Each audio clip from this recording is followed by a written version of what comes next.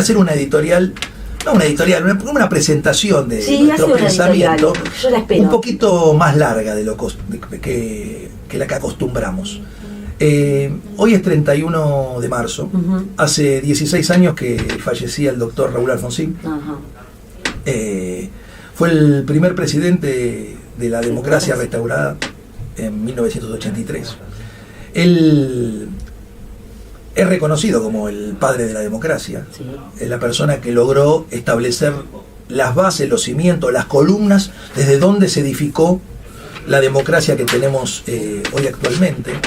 Para esto tenemos que recordar que la Argentina desde 1930, que fue el golpe de Estado que Uriburu le hizo a Hipólito Yrigoyen, hasta 1983, que Alfonsín fue presidente, vivió un montón de golpes de Estado, un montón de interrupciones del sistema constitucional, del orden democrático. La Argentina en 1916 había logrado establecer el voto secreto, universal y obligatorio, lo que permitía... Hay algunos países que tienen este sistema electoral, pero Argentina es una característica muy importante esto, la obligación del voto y la universalidad y el secreto del mismo permite que todo el pueblo elija quiénes son sus representantes. Y en 1916 Yrigoyen fue electo por primera vez como presidente por este sistema electoral, y en 1930 tuvimos el primer golpe de Estado. Y estos golpes de Estado, después pasamos al fraude patriótico, que no había un golpe de Estado, pero bueno, el radicalismo no se podía presentar. Después ganó el peronismo, después otro golpe de Estado muy importante al peronismo en 1955. Después hubo varias interrupciones, el golpe de Estado a Frondizi, la intervención de Guido, Ilía, presidente democrático, pero con el peronismo proscripto, golpe de Estado a Ilía, la vuelta del peronismo, otro golpe de Estado en el 76 y la dictadura más sangrienta que vivió la Argentina y creo que toda Latinoamérica hasta 1983. Pero yo traje este recuerdo de hoy porque una de las discusiones que hay es ¿qué es la democracia?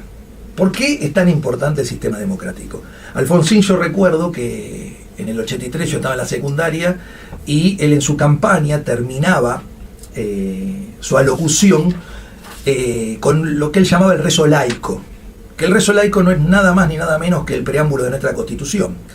Y él le preguntaba, decía, si nos preguntan por qué marchamos, nosotros tenemos que decir que marchamos para constituir la unidad nacional, afianzar la justicia, consolidar la paz interior, proveer a la defensa común, promover el bienestar general y asegurar los beneficios de la libertad para nosotros, para nuestra posteridad y para todos los hombres del mundo que quieran habitar el suelo argentino.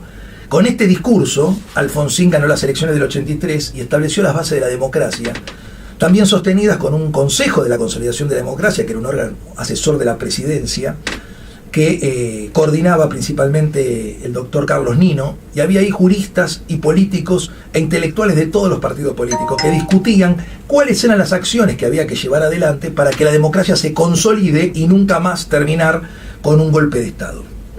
Pero de ese momento, de 1983 hasta ahora, 42 años de la restauración democrática, ha habido distintos momentos de democracia más plena, democracia más intervenida, democracia menos democrática, menos república.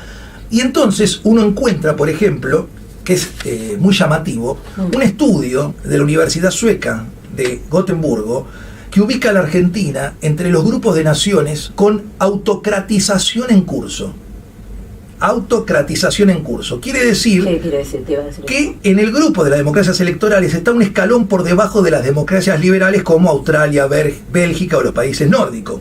Está un paso antes de convertirse en una autocracia electoral, donde el voto existe, pero sin las garantías de transparencia y pluralismo. Entonces yo cuando leo este informe me voy a averiguar qué es la autocracia. Entonces cuando vos vas a la Real Académica dice que la autocracia es la forma de gobierno en la cual la voluntad de una sola persona es la que es la suprema ley. Las monarquías absolutas y las dictaduras son las principales formas históricas de autocracia. Pero en la Argentina vivimos una democracia. Ahora este año es un año electoral, va a haber un montón de elecciones. Pero la democracia no es solo el sistema electoral, donde todo el pueblo elige a sus representantes, sino que es una práctica. Y en esta práctica tiene que existir el respeto de la división de poderes, en la no modificación de las reglas o la interpretación maniquea de las reglas para beneficio propio.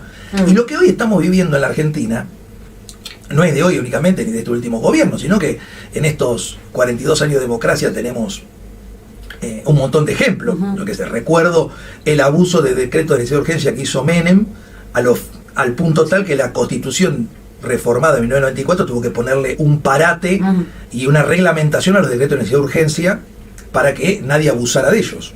Sí. ¿No? Me río porque se sigue abusando. Y ahora nos encontramos en un momento donde hay un punto tal, donde la democracia, si bien las cosas no terminan de ser totalmente ilegales, sí está habiendo una interpretación de la legalidad un poco fuera de lo que es la división de poderes. Si el Ejecutivo gobierna por DNU y lo único que logra o hace es que como una de las cámaras se lo convalida o no se lo rechaza, ya queda firme, estamos violando el sistema de doble aprobación de las normas por la Cámara de Diputados y por la Cámara de Senadores. Si alguien nombra jueces por decreto, que no es el primero, en la época de Macri también fue, estamos violando el sistema de elección de los jueces de la Corte Suprema, que es con la discusión en pleno del Senado y buscar las mayorías de la Cámara de Senadores para avalar la decisión del Ejecutivo. Pero aparte de todo esto, hay una sensación que leía un artículo del fin de semana de Alejandro Katz, que es un escritor, que escribía en Clarín y que hablaba que la irresponsabilidad de nuestras élites, que avalan este tipo de cosas, terminan naturalizando o minimizando conductas y acciones reprobables en aras de un bien superior. Pero esta historia puede terminar mal, como ha terminado muchas veces en la historia de la humanidad, esto de ir, bueno, está bien, esto no es tan grave, esto puede pasar, pero en algún momento, cuando esta práctica no democrática termina instalándose como el común denominador, donde la justicia no hace nada, donde la legislatura complacientemente en su mayoría permite estos abusos y no respeta su rol de legisladores y permite que el Ejecutivo gobierne de una manera autocrática, terminan, como dice David Rusiman, los que aplauden y apoyan y toleran esto, creen que cosecharán los frutos de lo que sigue, pero también van a terminar pagando un precio, no le quepa la menor duda. No hay ninguna acción que no traiga una consecuencia negativa. ¿A qué voy con todo este preludio y este análisis? Es que hace una semana atrás, el 24 de marzo, se volvió a conmemorar el 49 aniversario del último golpe de Estado, ¿no? De 1976, y en él se empezó a tratar de reescribir una historia. Es verdad lo que dice Lito Nevia, ¿no? Siempre la historia la escriben los que ganan, pero es verdad que también hay otra historia. Pero lo que no se puede es escribir una historia con la mitad de la verdad. Totalmente. Cuando hay verdades que son elocuentes, que están escritas, que están firmadas, que son actos de gobierno y no se las menciona. Un país como el nuestro, que tuvo una dictadura sangrienta, tuvo un juzgamiento ejemplar a nivel internacional, tanto de sus cúpulas militares como de las cúpulas de las organizaciones guerrilleras, y la justicia argentina en forma independiente, con una Corte Suprema que se eligió constitucionalmente y que duró hasta la finalización de los mandatos, sin interceder el Poder Ejecutivo en nada, condenó a las juntas militares y a las organizaciones guerrilleras. Después vino el gobierno de Menem y por medio de un decreto de indulto, indultó a todos, diciendo que la pacificación pasaba porque nadie estuviera preso, cuando no es verdad. La pacificación pasa cuando hay justicia. No puede haber pacificación sin justicia. Y posteriormente, cuando se anula la ley de obediencia debida al punto final y se declaran nulos los indultos, se vuelve a detener a las cúpulas militares y se reabren los procesos contra los militares. Esto es una información más que una historia. Lo que sí está claro que en la Argentina hubo una matanza indiscriminada, sin ningún tipo de legalidad, llevada adelante por un Estado que es el que maneja el monopolio de la fuerza, sin darle derecho a defensa a ninguna persona, haciendo desaparecer cuerpos, haciendo desaparecer bebés, y dieron origen a dos organizaciones internacionalmente reconocidas, que una es Madres de Plaza de Mayo y otra es Abuelas de Plaza de Mayo. Ningún país que no tenga una historia como la nuestra da origen a eso. No hay otras organizaciones de este tipo en el mundo. Sí. Por algo no las hay. Capaz que no hubo los aberraciones y la violación sistemática a los derechos humanos que hubo en la Argentina. Pero si uno no quiere quedarse con eso porque dice, bueno, la política de los derechos humanos, la comercialización, todo eso que han inventado como si una persona que sufrió las consecuencias de la dictadura estando exiliado o sus familiares no encontrando o habiendo fallecido o habiendo matado y asesinado a las personas sin juicio previo, no tenga la necesidad del Estado de indemnizar a esas personas. Se cumplieron 40 años del equipo argentino de antropología forense. ¿Y por qué se creó el equipo argentino de antropología forense? Porque no se sabía esas fosas comunes a qué personas pertenecían.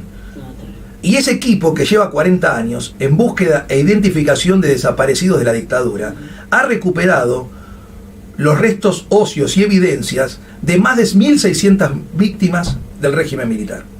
Quiere decir que un país como el nuestro, que después de una dictadura surge dos organizaciones como la de Madre y Abuelas de Plaza de Mayo, y el Estado tiene que crear un equipo argentino de antropología forense para ver los desastres de las personas que asesinaron y mataron y secuestraron, es suficiente hecho para demostrar lo que pasó en la Argentina.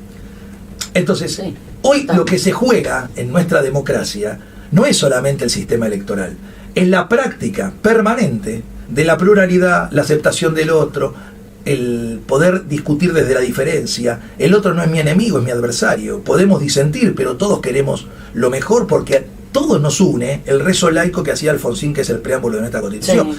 Si nosotros no tenemos en vista la Constitución como nuestra guía para la acción, nuestra guía para la humanidad, nuestra guía para todos los seres humanos que habitan en nuestro territorio, es muy difícil.